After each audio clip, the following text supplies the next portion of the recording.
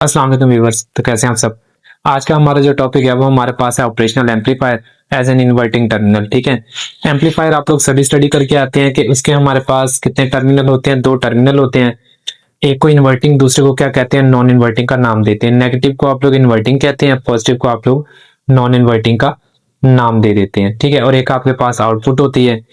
Single time के अंदर एक सिंगल ही आउटपुट आप लोग क्या इनपुट आप लोग क्या कर सकते हो, यूज कर सकते हो। ये हमारे पास एक इंपॉर्टेंट फीचर होता है किस चीज का, ऑपरेशनल एम्पलीफायर का।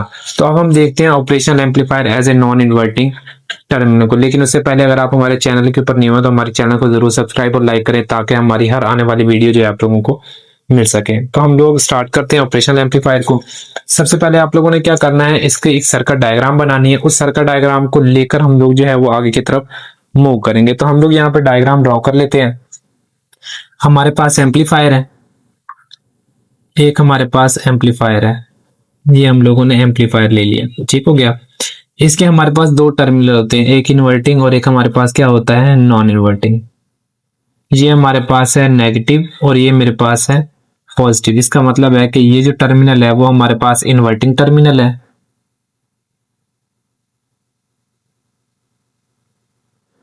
और ये हमारे पास नॉन इन्वर्टिंग है। अब आप लोगों ने क्या करना है, नॉन इन्वर्टिंग टर्मिनल के साथ आप लोगों ने एक रेजिस्टेंस लगा देनी है और इसके साथ एक एसी सप्लाई लगा देनी है। ठीक है, जिसको आप लोगों ने नाम दे देना है वी इन का। और जो नॉन इन्वर्टिंग टर्मिनल है इसको आप लोगों ने उठाना है और इसको आप लोगों ने क्या कर देना है, ग्राउंडेड कर देना है। ये हमारे पास ग्राउंड है और यहाँ पर जो वोल्टेज है वो हमारे पास क्या है, 0 वोल्टेज है। और यहाँ पर आप लोगों की क्या है, आउटपुट, जिसको आप लोग वी नॉट का नाम देंगे। तो ये हमारे पास हो गई वी इन, ये हमारे पास हो गई रेजिस्टेंस R1। उसके बाद आप लोग एक फीडबैक यहाँ पे यूज करते हैं, ये हमारे पास फीडबैक है। जितनी आप लोगों को क्या चाहिए होती है, आउटपुट चाहिए होती है, उतनी आउटपुट को आप लोग यहाँ पे गेन कर लेते हैं। बाकी को आप लोग क्या कर देते हैं, वापस से फीडबैक कर देते हैं उसी टर्मिनल को जिस टर्मिनल से हमारे पास क्या आ रही थी, आउटपुट आ रही थी। तो ये हमारे पास है R2। R1 के अंदर से हमारे पास जो करंट फ्लो कर रहा है वो हमारे पास है I1 और R2 के अंदर से जो फ्लो करेगा वो हमारे पास है I2। तो ये हमारे पास एक सर्किट डायग्राम है किस चीज की, op amplifier as in non inverting terminal की। क्योंकि हम लोगों ने नॉन इन्वर्टिंग, उसने इन्वर्टिंग टर्मिनल को बोला है तो हम लोगों ने इन्वर्टिंग टर्मिनल को यूज किया, नॉन इन्वर्टिंग हम लोगों ने क्या किया हुआ है, यूज नहीं किया हुआ। तो हम लोग यहाँ पे क्या करेंगे, सबसे पहला जो काम करेंगे वो यहाँ पर हम लोग अप्लाई करेंगे वर्चुअल ग्राउंड रूल को। अब वर्चुअल ग्राउंड रूल एक ऐसा रूल है कि हम लोग क्या करें, एक टर्मिनल को ग्राउंड, अगर आपका एक टर्मिनल जो है वो ग्राउंड पर हो तो उसकी मदद से हम लोग क्या कर दें, दूसरे टर्मिनल को भी ग्राउंडेड ही कर दें। तो हम लोग कहेंगे कि यहाँ पे हम लोगों ने वर्चुअल ग्राउंड रूल को अप्लाई किया। अब देखें उसको हम लोग अप्लाई किस तरह से करते हैं। तो आपका सबसे पहले है, हमारे पास है यूजिंग वर्चुअल ग्राउंड रूल। यहाँ पे हम लोग इसको यूज कर लेते हैं।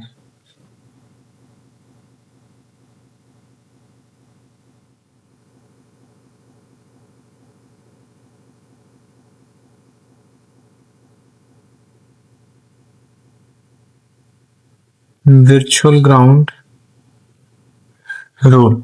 अब वर्चुअल ग्राउंड रूल को जब हम लोग अप्लाई करते हैं ना, तो इसमें हम लोग बात करते हैं ओपन लूप गेन रेशियो की। कि आपके पास जो ओपन लूप गेन रेशियो होती है ना, इज इक्वल टू, यहाँ पे आपकी जो है वो आउटपुट होती है और यहाँ पर हमारे पास क्या होता है, V positive negative V negative. ये हमारे पास ना फॉर्मूला होता है आपके ओपन लूप, उसका ओपन लूप गेन रेशियो के लिए।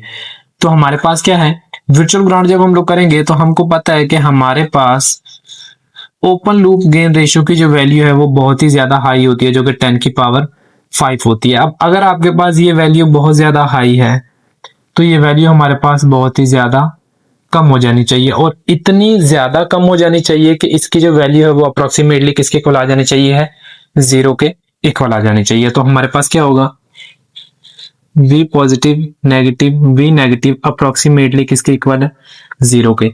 तो मेरे पास वी नेगेटिव इधर नेगेटिव इधर आगे क्या हो जाएगा, पॉजिटिव। तो हमारे पास वी पॉजिटिव अप्रोक्सीमेटली इक्वल है V नेगेटिव के। अब आपका जो V नेगेटिव है वो V पॉजिटिव के इक्वल है और V पॉजिटिव आपका V नेगेटिव के इक्वल है। तो हम लोग क्या कर सकते हैं, यहाँ पर हमने क्या करना है, जो हमारे पास V नेगेटिव है उसको किस चीज के इक्वल राइट ऑन कर देना है, 0 वोल्ट के इक्वल राइट ऑन कर देना है। अब आप V पॉजिटिव को चाहे तो V नेगेटिव ले लें, चाहे तो V नेगेटिव को क्या ले लें, V पॉजिटिव ले लें। ठीक है, तो ये आप लोगों ने कंडीशन यहाँ पे क्या रखनी है, याद रखनी है। और यहाँ पर आप लोग फिर एम्प्लाइज ऐड कर सकते हैं कि हमारे पास V नेगेटिव जो है वो अप्रोक्सीमेटली इक्वल है किस चीज के, 0 वोल्ट के। तो हमें क्या करना है, अब करंट की वैल्यू को फाइंड आउट करना है थ्रू आर रेजिस्टेंस R1। तो हमें क्या करना है, कैलकुलेट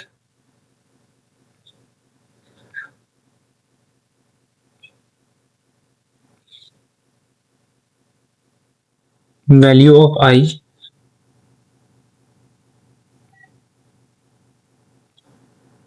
थ्रू रेजिस्टेंस R1 के अंदर से आप लोगों को क्या चाहिए, करंट की वैल्यू चाहिए जो कि हमारे पास है I1। तो हमारे पास ओहम लॉ क्या होता है, V is equal to IR, V is equal to IR। ये हमारे पास I1 और ये हमारे पास R1। यहां से मुझे चाहिए है I1, तो I1 is equal to V divided by R1। अब देखिए सबसे मेजर जो प्रॉब्लम आप लोगों को आता है ना, वो ये आता है कि ये जो पोटेंशियल है ये मुझे क्या चाहिए। ठीक है, ये पोटेंशियल हम लोग क्या लें। अब ये पोटेंशियल आप लोगों ने वो वैल्यू लेनी है कि एक तो जहां से हमारे पास पोटेंशियल आ रहा है, जहां से पोटेंशियल आएगा और जिस साइड को जाएगा उसमें से आपने क्या कर देना है, सब्ट्रैक्शन कर देना है। किसको, जो पोटेंशियल आ रहा है उसमें से सब्ट्रैक्ट कर देना है उस वैल्यू को जिस टर्मिनल के ऊपर क्या जा रहा है, पोटेंशियल जा रहा है। तो हमारे पास क्या हो रहा है, पोटेंशियल आ कहां से रहा है, V इन से आ रहा है और जा कहां पे रहा है, V नेगेटिव पे। तो सबसे पहले हमारे पास V इन, उसके अंदर से सब्ट्रैक्ट कर देना आप लोगों ने V नेगेटिव को। तो इसको हम लोग फिर राइट ऑन कर सकते हैं, इस वैल्यू को V in negative, V negative divided by R1। V negative अभी हम लोगों ने यहाँ पे राइट ऑन किया है कि किस चीज के इक्वल है, 0 वोल्ट के इक्वल है। कि हमारे पास V नेगेटिव जो है वो 0 वोल्ट के इक्वल है। तो हमारे पास जो I1 है वो हमारे पास इक्वल हो जाता है V in 0 divided by R1 and is equal to V in divided by R1। हमारे पास ये क्या निकल आया, I1 निकल आया। अब हमें क्या चीज निकालनी है, हम लोगों को I2 की वैल्यू निकालनी है। नेक्स्ट हमारे पास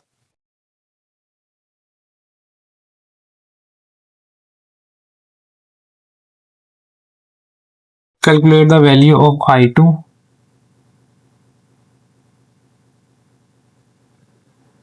थ्रू R2 रेजिस्टेंस के अंदर से हमें क्या निकालनी है, I2 की वैल्यू निकालनी है। सो एज वी नो,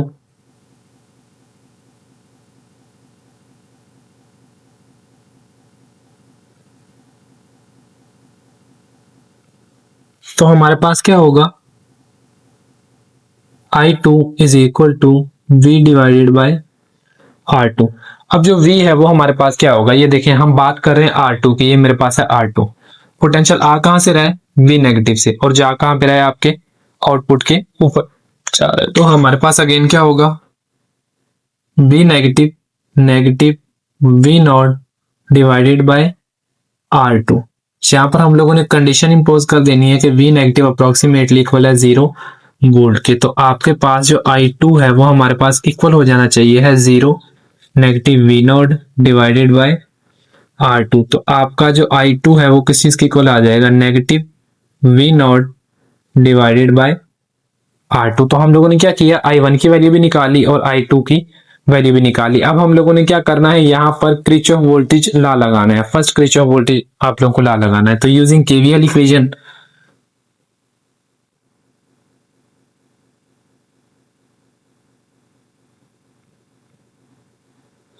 तो आप क्या करेंगे, क्रिचॉफ वोल्टेज लॉ की इक्वेशन यहाँ पे लगाएंगे। तो हमारे पास क्या होगा, I1 is equal to I2। I1 हमारे पास इक्वल है V in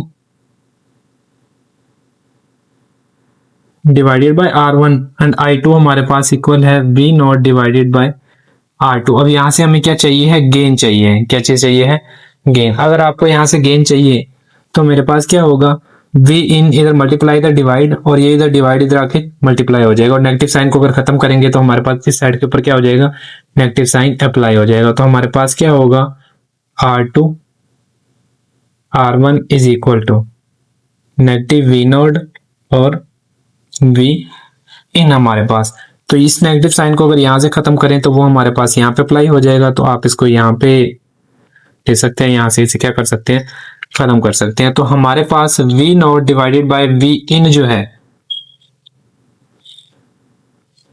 we naught divided by V in, वो हमारे पास इक्वल है गेन के, और गेन हमारे पास इक्वल आ रही है negative R2 divided by R1 की। अब ये नेगेटिव साइन हमें क्या बताता है, नेगेटिव साइन हमें ये चीज बताता है कि आप लोगों ने क्या किया है, यहां पर जो सिग्नल प्रोवाइड किया है, जो इनपुट आप लोगों ने दी है,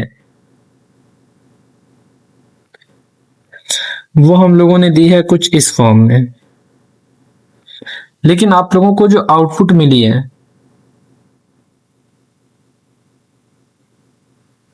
वो आप लोगों को क्या मिली है, 180 डिग्री से आउट ऑफ फेज मिली है, या आउट ऑफ फेज शिफ्ट होकर मिली है। आउटपुट आपके पास क्या आई, कुछ ये आ गई, ठीक है। तो ये हमारे पास क्या होता है, 180 डिग्री आउट ऑफ फेज। तो यही तो आप लोगों ने एम्पलीफायर के अंदर स्टडी किया है कि op amplifier as an inverting terminal के अंदर आपको क्या मिलता है, जो हम इनपुट प्रोवाइड करते हैं वो 180 डिग्री से आप लोगों को क्या मिलती है, आउट ऑफ द फेज मिलती है, जो कि हमारे पास यहां पर गिवन है। अगर आप इसको इसी के नीचे राइट ऑन करना चाहें तो वो कुछ हमारे पास इस तरह से आ जाएगी, ठीक है। तो ये मेरे पास वेव आ जाएगी किस चीज के ऊपर, आउटपुट के ऊपर। उसके बाद आपकी जो गेन होती है, आपकी गेन सिर्फ और सिर्फ डिपेंड करती है किस चीज के ऊपर, आपकी इंटरनल रेजिस्टेंस के ऊपर, जो सिस्टम के अंदर रेजिस्टेंस लगी हुई है। उसके अलावा आपके सिस्टम के अंदर बाहर क्या हो रहा है, अंदर क्या हो रहा है, उससे गेन के ऊपर कोई इफेक्ट नहीं होता। ये हमारे पास है op amplifier as an inverting terminal. I hope so आप लोगों को ये जो टॉपिक है वो समझ आया होगा। नेक्स्ट हम लोग जो है वो स्टडी करेंगे op amplifier as an inverting terminal, non inverting terminal को। अभी आप लोग जो है इसका स्क्रीनशॉट ले सकते हैं।